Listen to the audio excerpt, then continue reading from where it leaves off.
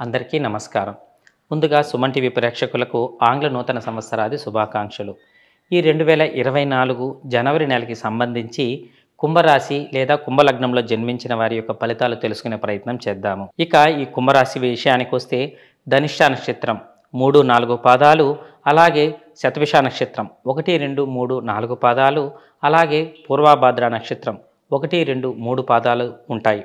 ఇక వీరి యొక్క ఫలితాలకు వస్తే వీళ్ళకి జన్మ లగ్నంలోనే ఆయన యొక్క జన్మరాశిలోనే శని ఉండడం చేత, ఆయన స్వక్షేత్రంగా ఉండడం చేత ఇక్కడ వీళ్ళకి చెప్పాలంటే వీళ్ళకి మనోధైర్యమే వీళ్ళని కొద్దిగా ముందుకు తీసుకువెళ్తూ ఉంటుంది. ఎందుకంటే మిగతా గ్రహాలు అనేవి కొంచెం కాంబినేషన్స్ అనేది కొద్దిగా సరిగ్గా లేవు.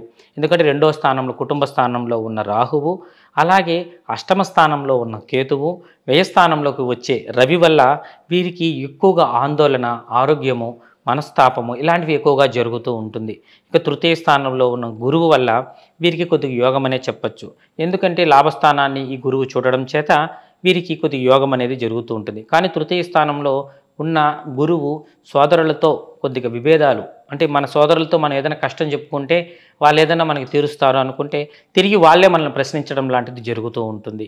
అలాగే వీరికి 2వ ఇంట్లో ఉన్న రాహువు అంటే కుటుంబంలో మనస్పర్ధలు కొంచెం ఎక్కువగా ఉండడం చేత వీళ్ళకి ఇబ్బంది పడుతూ ఉంటారు.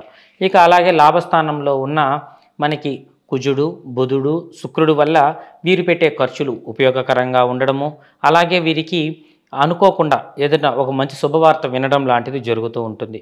ఇక 12వ ఇంట్లో ఉన్న రవి అనగా భార్యస్థానం లేదా కలత్ర స్థానంలో ఉన్న రవి 12వ ఇంట్లో ఉండడం చేత భార్యాభర్తల మధ్య అన్యోన్యత తగ్గి వీరికి మధ్యలోనే కొద్దిగా మనస్పర్ధలు వచ్చే అవకాశం ఎక్కువగా ఉంటుంది.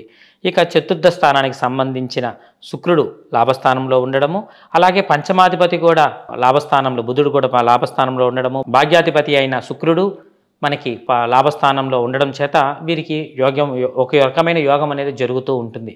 వీరి యొక్క మనస్తృప్తి కోసం, అంటే మనకి ఏదైనా కార్యక్రమాలు వీటి నుంచి కొంచెం బయట రావడం కోసం వీరు ఎక్కువగా వెంకటేశ్వర స్వామిని కానీ, విష్ణు ఆలయాలు కానీ ఎక్కువగా సందర్శించడము, ఏదైనా దూర ప్రయాణాలలో ఉన్న ఆలయాలను దర్శించడం చేత వీరికి మంచి ఉన్నతి కలిగి మనసు ప్రశాంతంగా ఉండి పెట్టే ఖర్చులు కావచ్చు, ఆరోగ్యం కావచ్చు, పిల్లల విషయంలో కావచ్చు, అన్నిట్లో సన్మార్గాలు కనబడి వీళ్ళు కొంచెం ఉన్నతిగా ఉండడానికి మనకి భగవంతుడి యొక్క సహాయం వీరికి అందుతూ ఉంటుంది.